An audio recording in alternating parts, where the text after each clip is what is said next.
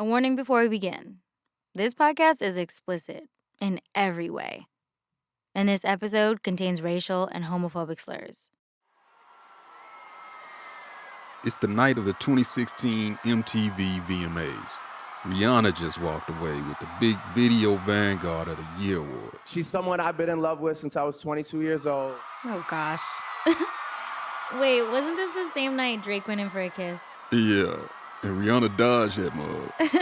And after the show, all the celebs pulled up to her after party. It's like a VMA after party at Up and Down, and I guess it was Rihanna's after party. The party's at NYC Club Up and Down, and one of the attendees happens to be Atlanta artist I Love Makonnen. And so everybody was in the building, you know what I'm saying? And we playing music, everybody's dancing, having a good time, said what's up to everybody in there, all the stars, everybody who was a thing, right? Fashionistas, models, influencers, pop stars. The room is heavy with the who's who of the music world. The lights are dim, bottles and balloons everywhere. And Makonnen, he's mingling in the back with some of his fashion designer friends. They even took shrooms earlier in the night, so everybody was feeling, nice, having a good time. Until Drake and Rihanna walk in, and everybody moves out the way, and they got big security. And I ain't seen Drake in a minute, you know what I'm saying? So, hey, Drake, what's up? a couple years earlier, Drake and Makonnen had made magic together when Drake turned Makonnen's viral song Tuesday into a Billboard hit and signed him to his label OVO. And so then Drake looked at me. I was like, Drake, what's up? And then he looked at me like, nigga, next time I see you, I'm gonna fuck you up for talking shit. Da, da, da, da, da.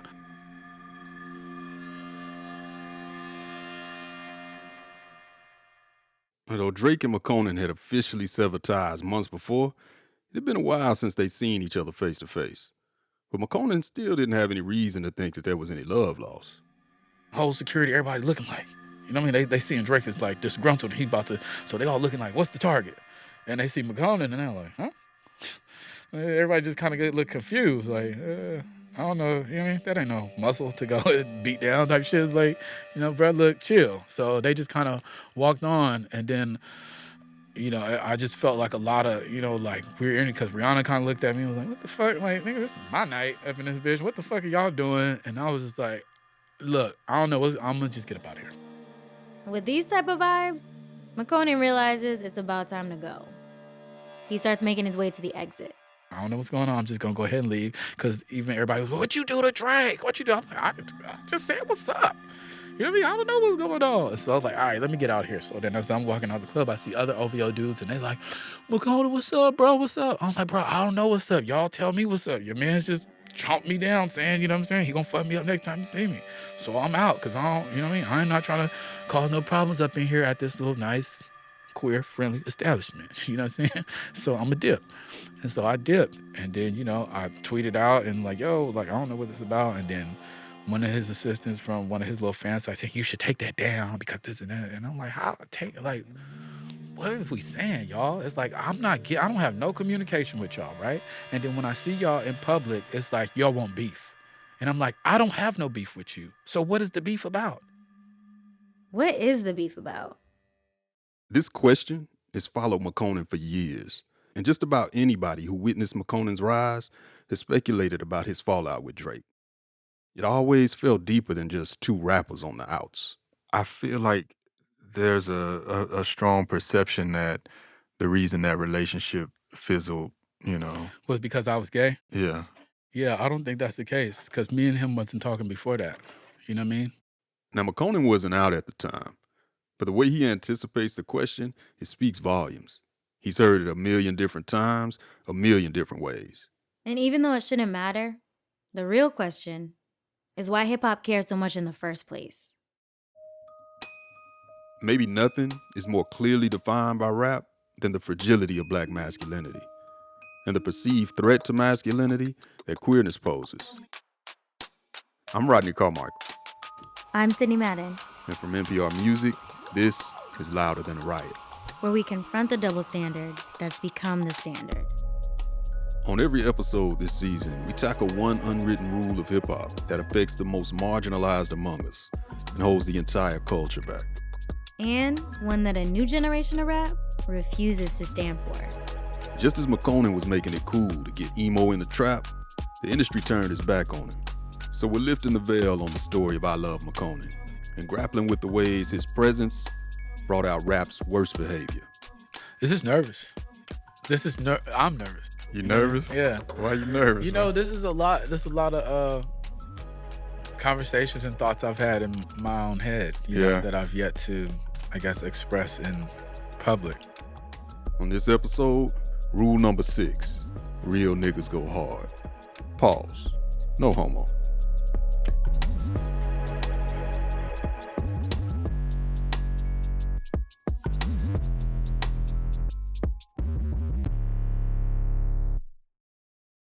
Man, I'll never forget how I found out about this dude. So I'm at the office one day at Creative Loafing, my old paper in Atlanta, RIP, when one of my coworkers, the homie and former culture editor Gavin Godfrey, burst into the office. He'd just gotten hip to the latest rapper bubbling up in Atlanta. I'll never forget, there was this kind of like chubby kid with the little, S-curl thing going on. And right off the top, Gavin saw something in McConan. It's like a very loud, like kind of neon greenish hoodie. It was just like, he was peacocking. So Gavin starts running down dude's discography for me, pulling up videos, playing joints off his mixtape, and everything about him, it's just hitting different. Like you saw him and you couldn't take your eyes off of him. And so I was like, everything I see, I now need to hear what's going on. He plays a song called Too Much. And McConan, he's singing over trap beats. Not mumbling melodies, but straight up singing. Like a trippy, drippy, trap Liberace. It struck for me. I was like, this kid sounds like a weird pop star from like the 80s. He had these like Tears for Fears vibes going. And when he played the video for I Don't Sell Molly No More, I saw the vision. West Coast McConan, the best thing going. They really like my movies, it's the best thing showing. And forget low budget. This video, it was zero budget. He's rolling through the east side, trapping out a vintage ice cream truck with all kind of strange things hanging out the window, mannequin heads and whatnot. Talking about, I got the gas and the coke. I don't sell my lead no more. It was total tragic comedy. You know, in Atlanta, our history is like, we really celebrate and pride like our weirdos, right? Like our creatives who are just out there, eccentric, have done some of the greatest, coolest things in the city. Think about like an Andre 3000. You think of really anybody in Dungeon Family, Joy, Gip, like these folks, they have this kind of vibe, this really like, I'm me and there's no bones about it. Yeah, Atlanta might be known for producing some eccentric cats, but no class of AT aliens was weirder than the class of 2014. I'm talking Young Thug, Rich Homie Quan, OG Maco. But McConan, he almost made everything else out of Trap Atlanta sound normal in comparison. You've been cheating on me. So I've been cheating on you. You've been cheating on me, Brianna. He didn't just sound different. He was coming at rap from a totally unique point of view. McConan felt foreign, from the vulnerability in his voice straight down to his swag. To see this kid, especially in hip-hop, with so much like machismo, he was just like bragging about how he was into like the cosmetics industry. Before McConan touched the mic, he was a bona fide hairdresser.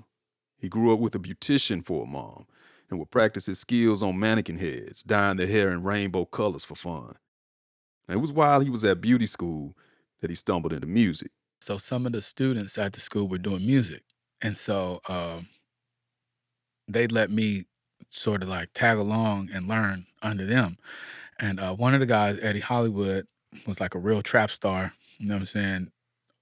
Really big in the streets, all that. And he had got in trouble with the law and all that. So he was in beauty school doing something positive with his time. And then he has sort of like, changed his life over and got reborn again Christian. And so he started doing like crunk church music, right? And so that was my first introduction to the Atlanta music scene, was through the crunk church music.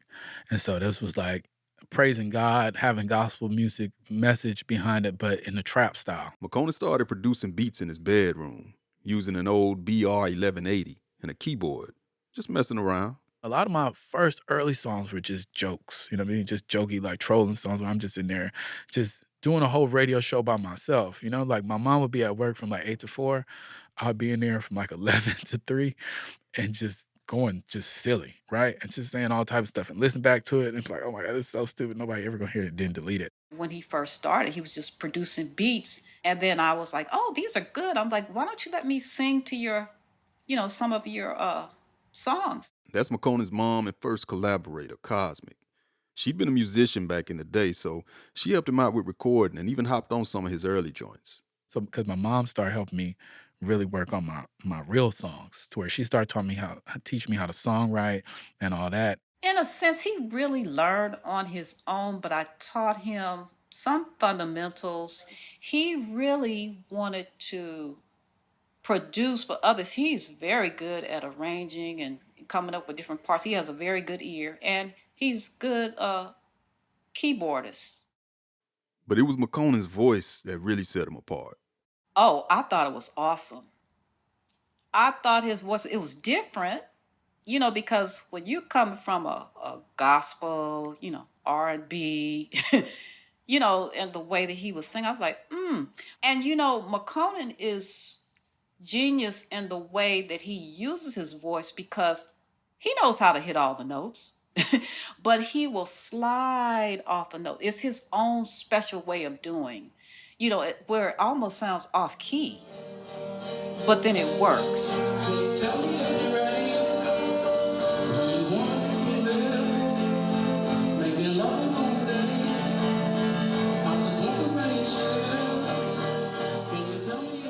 Basically, McConaughey was queer in the trap, bringing the glitz and glam of pop radio, folk music, hell, even opera to the streets. And within a few years, he found some folks in Atlanta who were down with what he was doing. Awful Records. There's some fringe people that would come around every once in a while because they saw that this is a very welcoming group, clearly.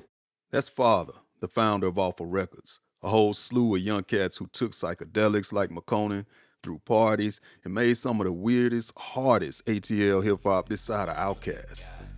Like Father's breakout single, Look at Wrist, featuring Key and McConaughey.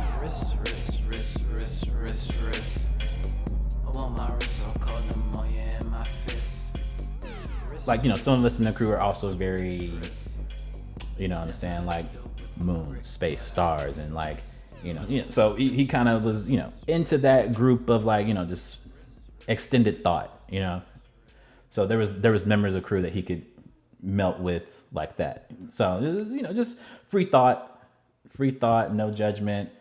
What was lesser known at the time was that he was collaborating with some of the biggest and best known producers coming out of Atlanta. Producers like Mike Will Made It, Sonny Digital, Metro Boomin. Now these were the cats putting Atlanta's trap sound on the international map. And they were passing McConaughey around from studio to studio, almost like a cheat code. It was like the quintessential at that time Atlanta producers, like that. Wow, like because he would come back through every so often and then just tell us like just crazy ass tales and just random industry secrets and and we're just all in the living room just like okay, man.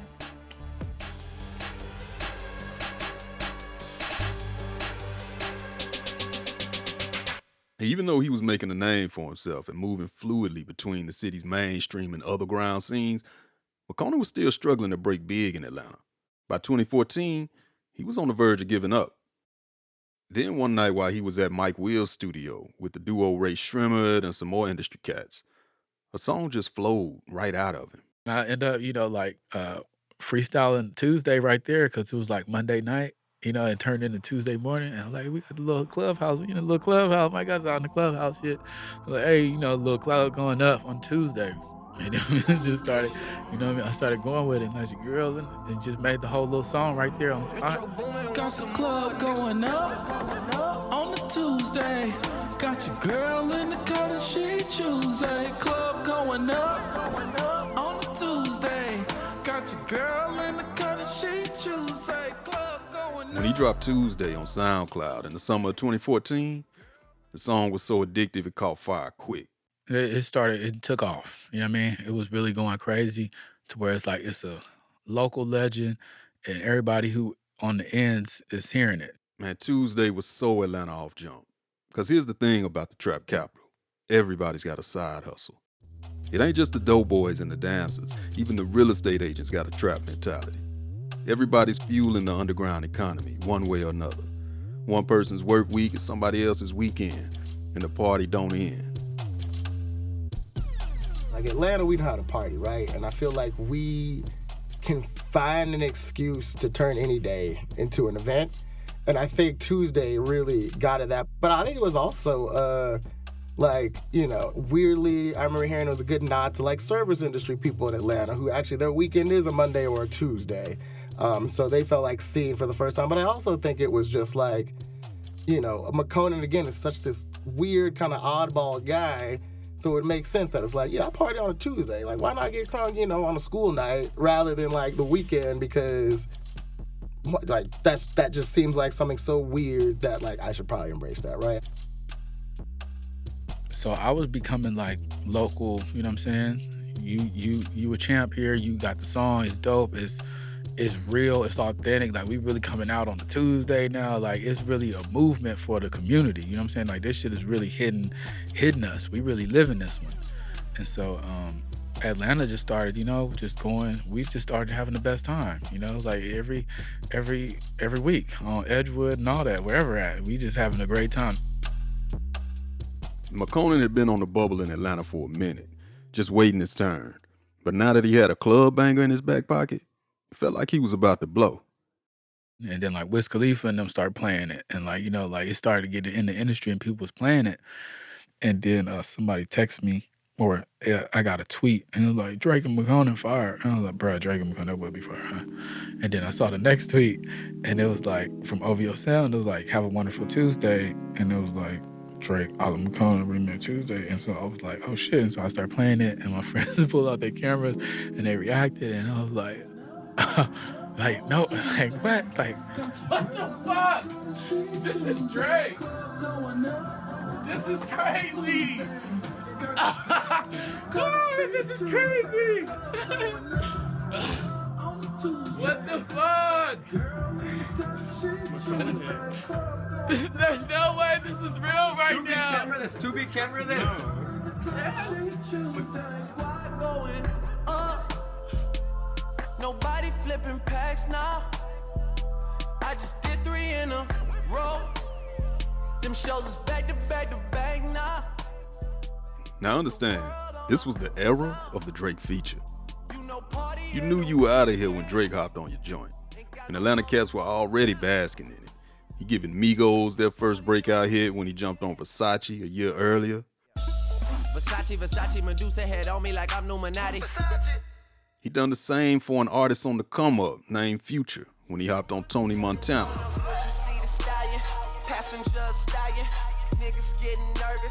Now, it was Makonnen's time to feel the Drake effect.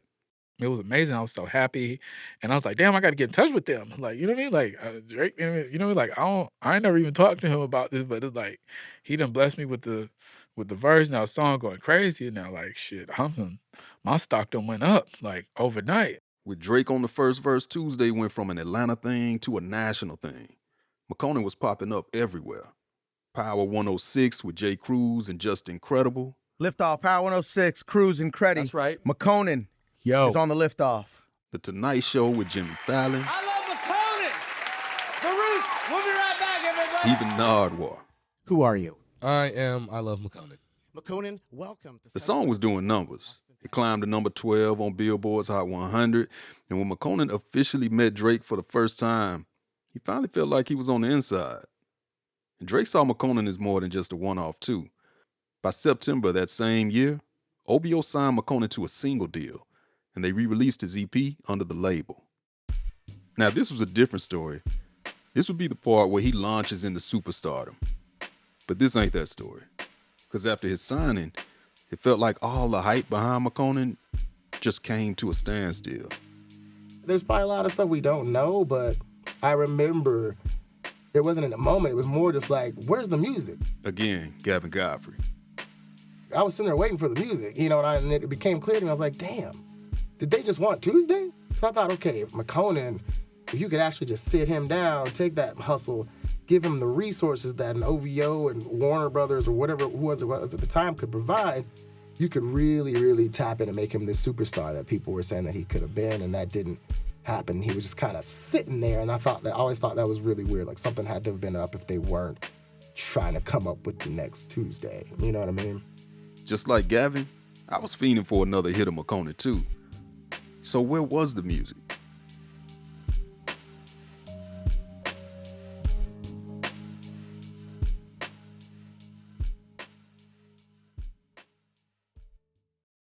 It wasn't super clear why the music started slowing up at the time. But looking back, there was one interview that feeds into the most persistent rumor. A few months after OVO re-released Makonnen's EP, he made an appearance on Hot 97 with Ebro. He's professing to not selling drugs anymore. Yes. And he's turning up on Tuesdays. Correct. Makonnen's his name. Give it up for him. Even though it was supposed to be a coming out party for one of rap's hot new emerging artists, it turned into something weird. Ebro, who's known for testing first-timers, he starts off fairly friendly. You gave Drake a pass, keep it real. I mean, it was Drake. It was he took it to another level. You know what I'm saying? And it was great. It happened. I was like, Then Ebro gets in his bag a little bit and brings up the fact that Makonnen worked as a cosmetologist. So cosmetology school was your way to be around women, because a lot of times we hear a dude going to cosmetology school, we think he's a part of he's gay. Let's just say that's how we see it. Now I know some straight dudes that do hair, but that's not common. Yeah. Well, I mean, I like to say it's a new day and age out here, and people's mindsets just need to open up. The cosmetology thing threw me for a loop. Let's keep 100. I'm into beauty. I am into beauty. I'm in the beauty industry. I'm gonna be real. Which is I thought maybe you was a gay artist. Now understand, Makonnen wasn't even out. So Ebro's getting all worked up by even just the idea that Makonnen might be gay. And dude just won't let up. Yeah, but that's so cliche. Like, it's too simple, right? Yeah, it's too simple, man. It's too simple. It's like, I mean, come on. So then if somebody start up wearing pink, oh, they're good. Like, right. It's like we pass all that, y'all. Like, that's what I'm saying. We got to grow the fuck up and be grown. Yeah, stop but being skirts childish. and fingers. It was almost like Ebro was trying to yank Makonnen out the closet. No, I'm not saying, but there are individuals. I Even think though I Young still Thug will. have a skirt on with some fingernails. Some fingernails in the music, just to fuck the game. But he said he wasn't gay, so whatever. Exactly. He ain't gay. What does it matter if he was gay or if anybody was gay? Like, what are they talking about? Makonnen saw right through what Ebro was trying to do at the time. And he still does, nearly a decade later. When we sat down to talk to him in studio, that interview was one of the things that came up. He still sees it as a prime example of hip-hop's masculinity being threatened. Just stop, because you the one that's holding on to this ignorant masculinity bullshit that's fucking up the community right here. You the voice on radio right here, Mr. Ebro, been up here all this time, and you trying to push a stupid-ass narrative on these young kids out here like, oh, you gay. Was hip-hop obsessed with whether or not you were gay from the start? I think so, but hip-hop's been obsessed with that. Makonnen should know. He was a 90s baby coming up in L.A. just as rap was starting to traffic in those gangster tropes. The same tropes that he was surrounded by on his block. And so I'm just like a child, and I'm just seeing, this the 90s, so, gang activity starting to take off. And so my cousins are becoming bloods over here on my dad's side, and then my brother's a Crip, and he over there with my grandma. I would see my gangbang cousins get into a lot with my uncles and stuff like that, and they'd be fighting over this masculinity on who ain't a man type shit. And it's like, we over here gangbanging, and we doing push-ups, and we fighting and shooting motherfuckers, we men. But then my uncles and them was like, motherfucker, I'm taking care of 7 of my kids, my nephews, my aunts, my uncles, my mom, my pa, his uncle, I'm taking care of the whole family. And like, we come from real gangbanging damn near. And you know what I'm saying? So it's like, we men. And so I'm just watching this sort of clash of masculinity happen in my house of you in the streets, gangbanging, hip hop, all this shit, we men, young Tupac shit, we men. And then this older, like, nah, man, I'm, you know what I'm saying? Got my little job. I got my khakis on. I'm taking care of family. I could buy a car. I could buy an apartment. I got a complex. I'm handling business. I'm a man. Both extremes boil down to the same thing. They each define manhood as some form of domination I don't want to go outside and be gangbanging. You know what I mean? Like, look at me. Everybody used to be like, you a little fat, you a little light skinned mixed motherfucker, you a bitch, you ain't this. And so it's like, I've always got picked on. So it's like, gangbanging was never going to be a route for me. You know what I mean? They was just like, you don't look like a gangbanger, you going to be a bitch and all that shit. And so I was like, I don't want to gangbang, but then I don't want to be known as like a square. You know what I mean? I don't want to be up there like my dad and them and being all like, faking and shuffling, like, like I don't come from that. And so I was really confused on like, what do I do? At this point, he's barely hit puberty, and already he's being told he's not man enough. And then, the whole thing for my people from the islands is like, we ain't doing no, you can't be a body boy, no gay, you know what I mean? Like, so the faggot stuff, you got to cut it out and then all that. So it's like, they kind of taught me like, no, that's gay. You can't do that. You know what I mean? We ain't doing that. What would they be calling gay in terms of what you were doing? You see the way you lay up on the couch like that with your leg up and you like your auntie, because you see your auntie and them go after work, give them a bowl of food and they laid up on the couch watching their stories, and the little kid just go over there and emulate and they're like, hit your leg and you look like one, Lee, and it's like, oh, I didn't know. I thought, you know what I mean? That's what auntie was doing, getting comfy. Shit, I thought I was getting comfy on this bed. And so, everybody was big on that. The lessons in hardness were definitely in overdrive. But the men in Makonan's life weren't the only ones showing him how to exist in the world and express himself as a man. I was burning with curiosity about why you would want to speak to me. That's Cosmic, Makonan's mom again. I know that Makonan has done interviews, and I can understand why, but nobody has ever asked to interview me. So I'm just wondering, why would you want to speak to me? What is this about? We're talking to Cosmic because she's the first person who introduced Makonan to the beauty industry. So I would take him to work with me, even when I was teaching at the school, at the salon, so he's been around, cosmetology for most of his life.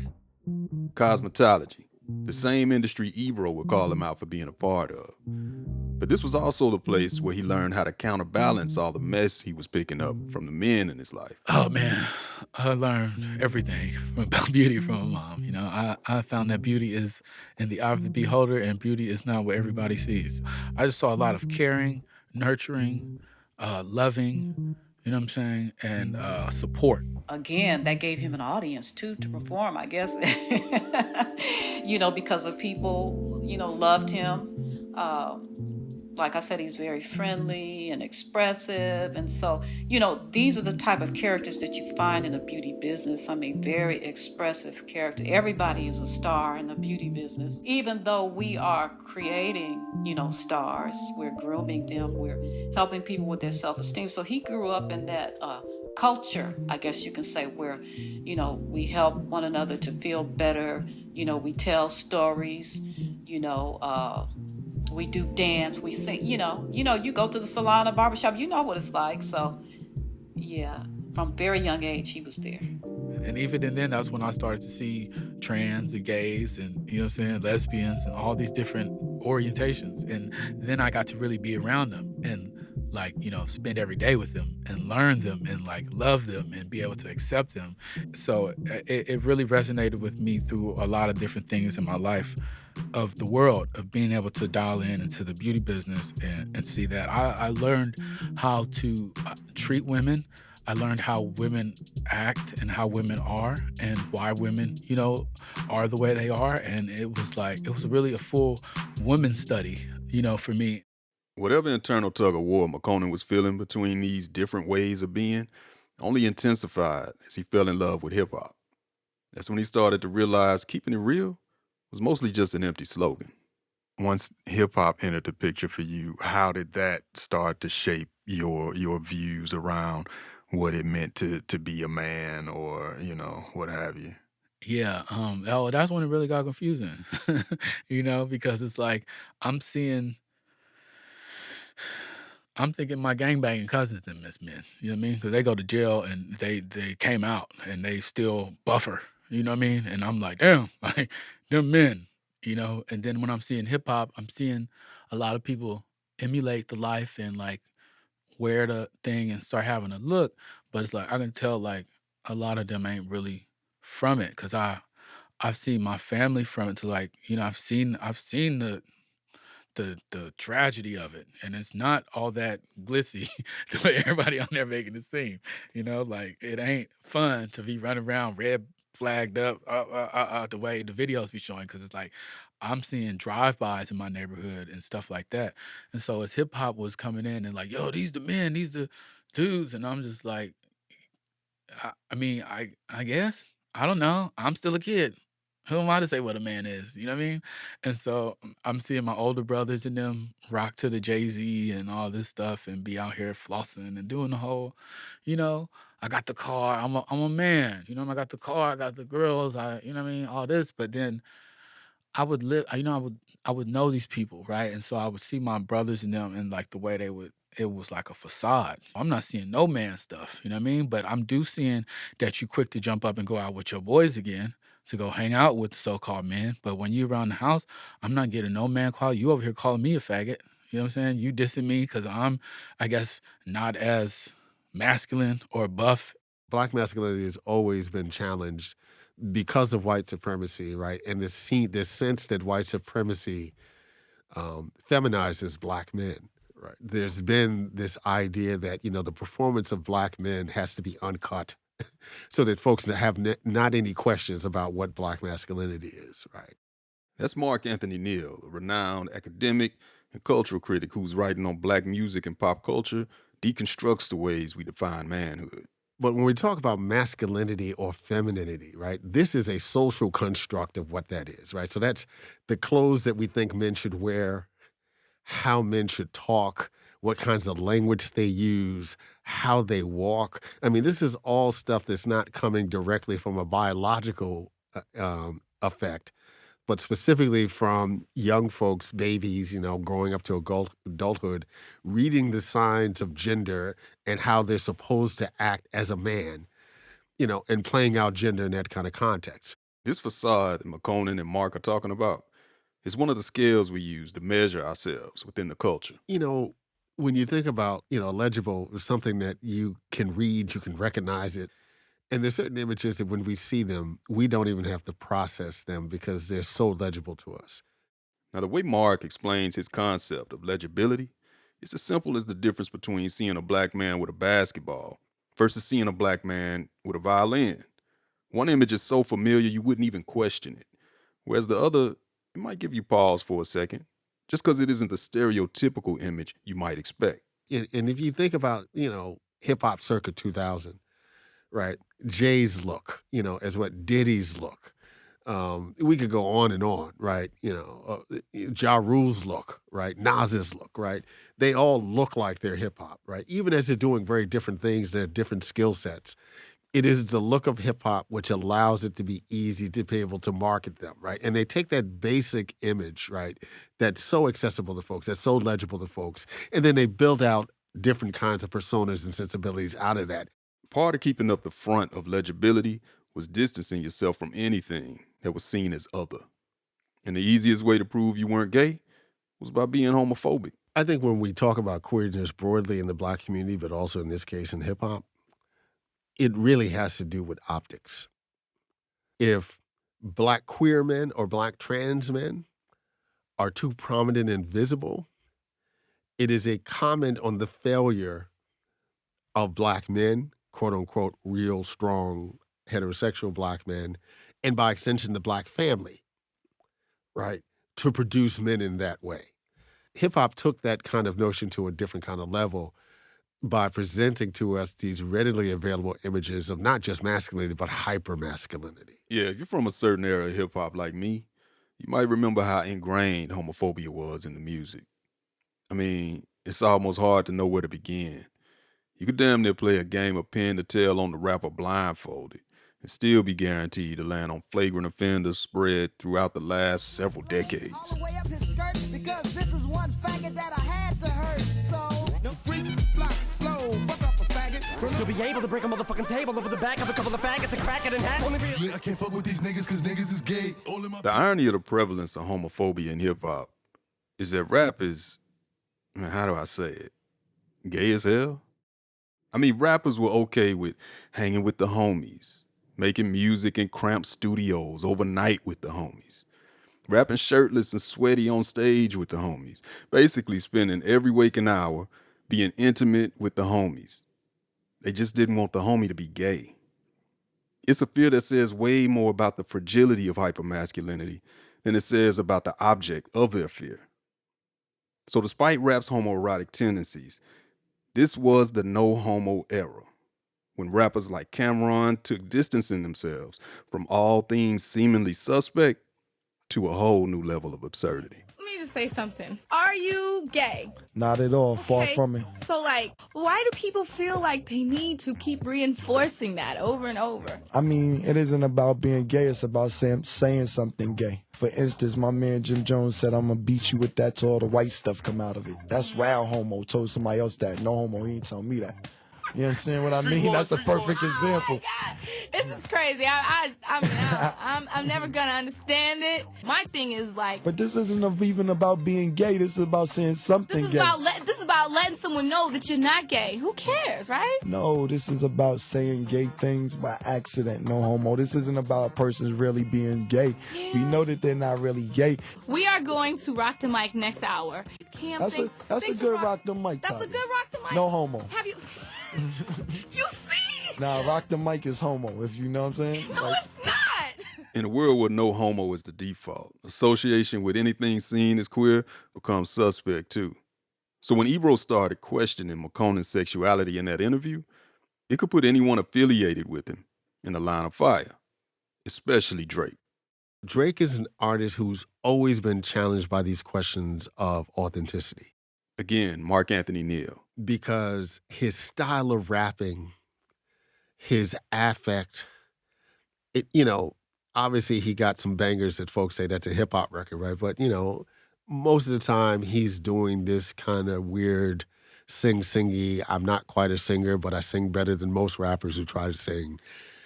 And there's an emotiveness, and this is the key point, right? Audiences don't know what to do with Black men who are too emotive. Part of the polarizing response to Drake has been all about that sad boy emo-ness that he injected in the rap. I still remember when the late DMX voiced his opinion on Drake on The Breakfast Club. What about Drake? You like Drake? No. My man. He didn't even say a little bit. He didn't even say halfway. That's my guy right there. No. That's why X is necessary in the game right there. Man. Now, why don't you like Drake? I don't like anything about Drake. I don't like his voice. I don't like what he talks about. I don't. See, I be trying to tell these people. I don't like the way he walks. Like nothing. I don't like his haircut. I might just let me shut up. I'll just stop right there. The same way DMX can't quite put his finger on it, there's something about Drake that just punctured rap's hard exterior. Because we think about women being expressly emotive. And in hip hop, where emotiveness other than anger and rage, right, and in some extent reflection, there weren't a whole lot of range of emotions that you could express in hip hop. And so Drake comes along and he's so emotive, right? You can't think of another rapper ever who begs. Can't just leave it off that way. Nah. At least do I get an invitation or something, a statement or something. Ask about that, you would say it was nothing. Through all the missed calls from exes and broken-hearted ballads, Drake presented a type of masculinity that went against the grain at the time. He was illegible to rap's hardcore sensibilities. Too sensitive, too soft. And it was risky for him to break the mold of how much emotion that he could bring into his music. And to his credit, right? He became Drake because of that, because he was an outlier. I think because there is this kind of anxiety, right, about Drake's performance of hip-hop and masculinity, right? There's still cats who still won't admit that he's a hip-hop artist, right? There are cats who say that he was the death of hip-hop, right? Because he brought this whole other kind, so you get The Weeknd, you get all this, you get a sound, right? This emo sound in hip-hop that had never existed before. Which is exactly what made Drake and McConaughey seem like a collaboration made in emo heaven. Together, they were making softer aesthetics a little more legible in rap. But if your authenticity is already under attack like Drake's was, It could also make a collaboration like this a liability. I think because he's already kind of a question to some folks, McConan becomes an interesting challenge for that, right? Because had he been a more kind of traditional hardcore hip hop artist, I think you can withstand McConan being in your universe. When you're Drake, that's a different kind of challenge. Now, all this was going down at the same time that cracks in McConan and Drake's relationship was starting to show. The EP was sort of like just automatically even happening, you know what I mean? But then I think it was like a second one afterward. And so the first one went good, and I got to go do the Loudest of Loud tour. I went around, Europe and the US, played festivals. Everything was going good. I came out on Drake's set at Wireless. But that's when I knew something was weird. Wow. Because when I came out on set, it was, everybody was kind of like, and I started losing weight too, right? And Drake had like made a little joke, like, "Oh, you little Eric Benet looking at me," you know what I'm saying? And then, like, haha. And then, like, I just started to feel this vibe, like a little, you know what I mean? Something was said about me, but we not, I don't know. So I'm like, okay. And so then when we go out to do the song, I'm just doing the hook, and as I was supposed to go into my verse, they just cut it. And I was like, oh, okay, thanks. You know what I mean? And I just got off stage. But I was like, this is crazy. Like, the crowd is going crazy right now. They fucking with me. Like, they ready to hear, you know what I'm saying? I was working on it, and they just shut it off. And I was like, all right. So then I left that, and then it just started, it was just like, this is getting weird. When we talked to McConan, he made it clear that the whispers he was hearing weren't about his sexuality. It was mostly stupid stuff like years-old tweets dissing Drake and calling him names. People under your dad's comments saying, y'all need to drop him because he said that your song Practice was lame back in 2011. And then he called you a Red Elmo back in 2010. So you need to stop fucking with him now in 2015. So, wait, was that one of the tweets of Red Elmo? Yeah. And I even told Drake when that happened, I was like, bro, like, it could have been any popular name. Like, that's what motherfuckers do. Like, we fucked up in the game, bro. Our little outlet, that's our only way of attention. You know what I mean? So it's like, it ain't nothing personal. But maybe the clearest evidence that things were falling apart was McConan's Tim Westwood freestyle, where he spent almost 20 minutes freestyling and dropping hints about his shaky label situation over nothing but Drake beats. And it's like, okay, Tim Westwood playing all these Drake beats, and I'm over here freestyling. I'm rapping, I'm eating shit up, and so now people like, oh, you talking about Drake? He going after Drake. Motherfucker said I got dropped. Haha, that's a motherfucking hip hop shit. You know that's a motherfucking lie. Only place I drop that is in my goddamn pants size. Big stunning. And it's like, okay, so I can't, you know what I mean? It's like, and then he turned the comments off on it because then they start saying, this is a trash freestyle. Nigga, freestyle. I done freestyle for like 20, 30 minutes over all these different type of beats.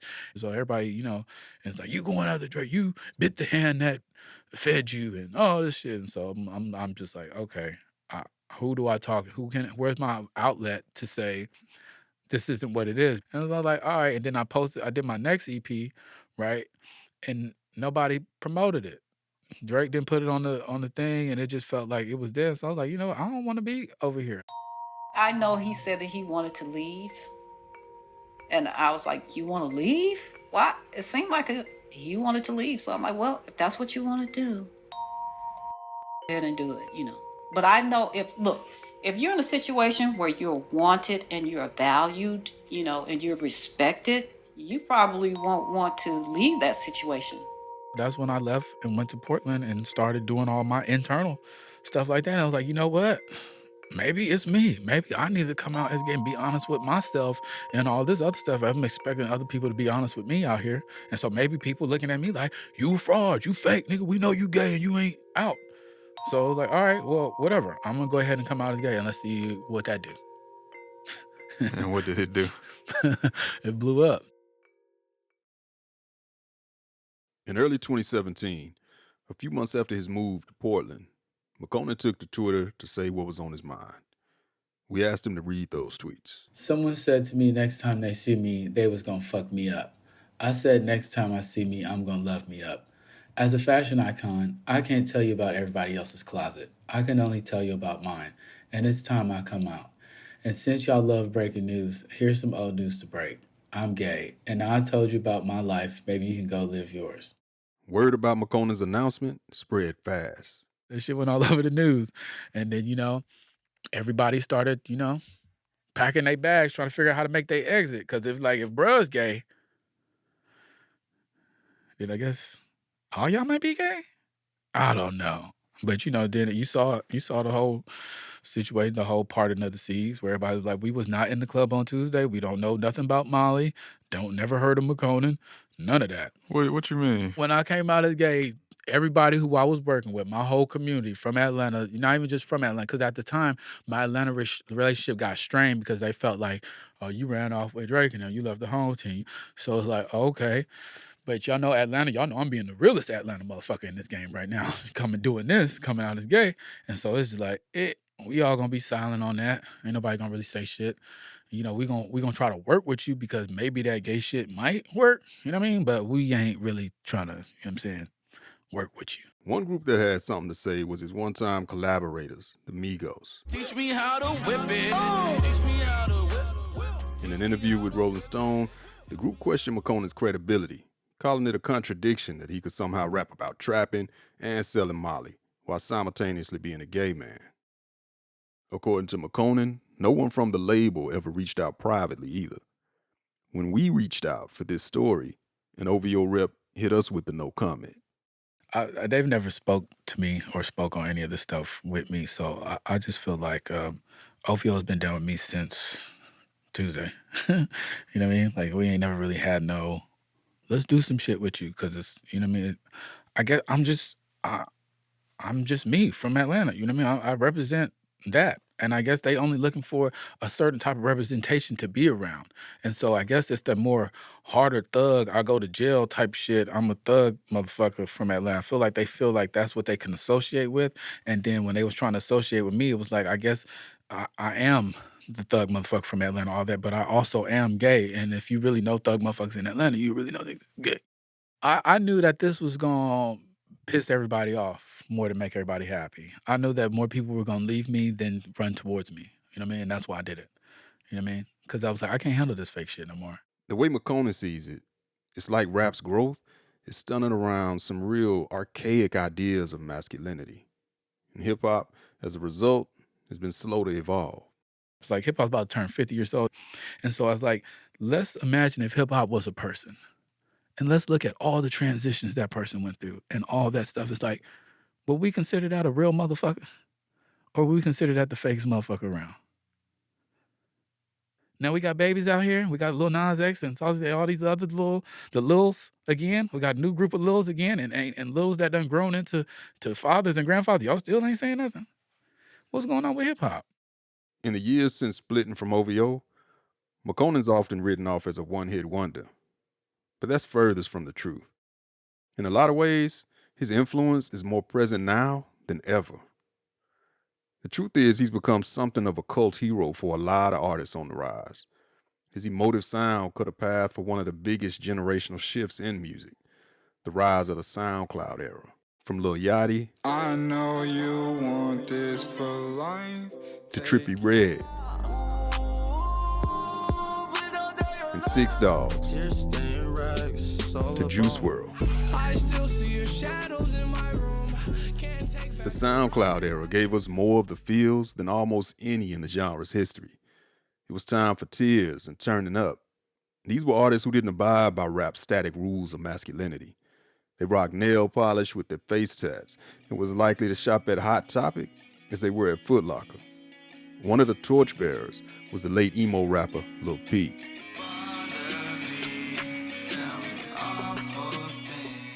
Before his untimely passing, Peep and McConan dated briefly. I had a relationship with him, and then he ended up coming out as bisexual to his fans, and that gathered him a whole new support and was able to give healing to his fan base before he ended up passing on. But it still has helped them heal, because it's like somebody else is able to show us it's okay to be us. They even worked on a whole album together that Peep once described as one of the most legendary albums of all time.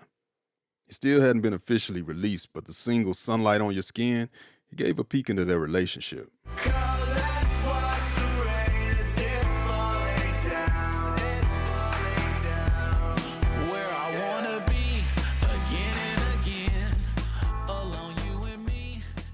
Whether the industry wants to acknowledge it or not, McConan queered the trap. His sound, his style, his voice. Hip hop might not have been ready for it and might have puffed out his chest and said no homo, but that couldn't erase his impact. Like so many queer artists before him, McConan laid the groundwork that others are dancing on now. What's your hope for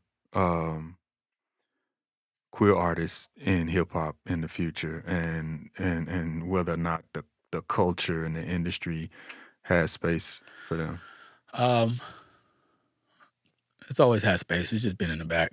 You know what I mean? It's just the background space. But the queer, they definitely always been here, but hopefully now they can get more accepted and move into the forefront. You know what I'm saying? We're appreciative and thankful for your achievements and your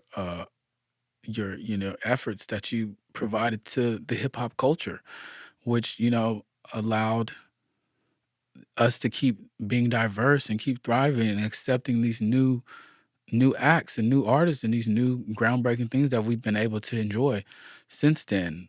It's okay to be yourself. It's okay to be an individual, and it's okay to go and support those individuals. You know what I'm saying?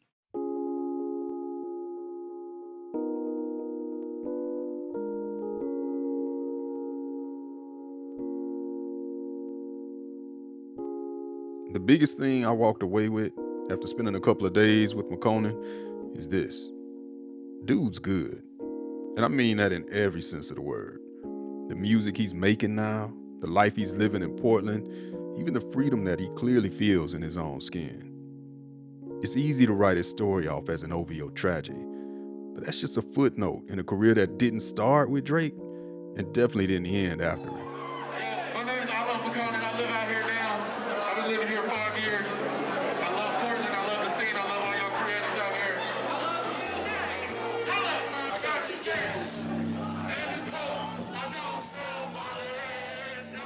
Since I've came out as gay, everywhere I've walked through, everybody has bowed down to this gay shit. So it's like, it don't feel like it's just Portland. I feel like it's the whole world now. You know what I mean? I haven't had an issue being gay. Now it's like, oh shit, we listening and stuff, we making stuff, like good, thank you. Because last time everybody just wants to hear, is he gay? Is he gay? Is he gay? Is that a dude? Is he talking about this? Like, dude, get off of that, move on. And I feel like the people here have been moved on from that and they don't care. They're into the music and stuff like that and the arts and the expression of the person. You know what I mean? And so yeah, it's been very good. And I want that to go worldwide. And I feel like it is. Winning, I'm winning, winning. I'm winning, winning, winning. I'm winning, I'm winning again. So I'm spending, spending. I'm spending, spending, spending. I'm spending again. I'm spending, I'm spending. Next week, queer aesthetics take over the mainstream.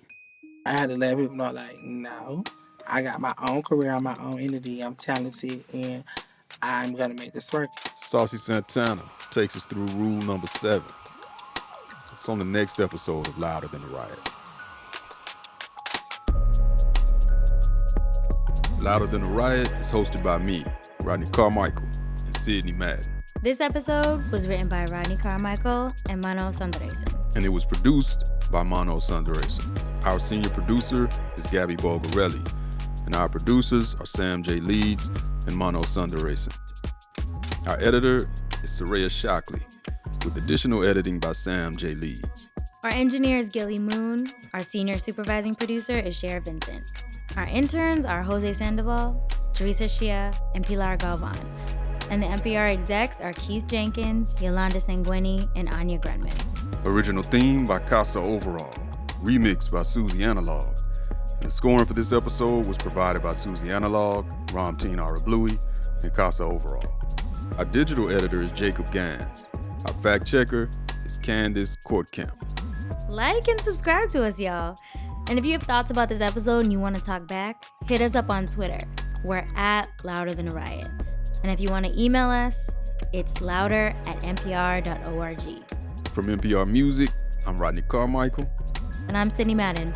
And this is Louder Than a Riot.